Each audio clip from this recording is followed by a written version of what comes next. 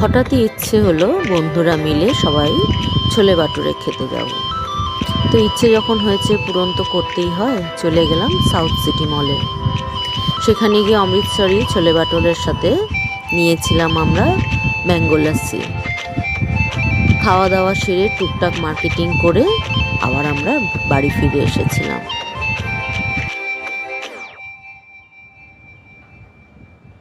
আজ সারাদিন ধরে কলকাতায় ঝিরঝিরি বৃষ্টি চলছে। সেই বৃষ্টি মাথায় নিয়ে আমরা চলে এসেছিলাম সাউথ সিটি মলে।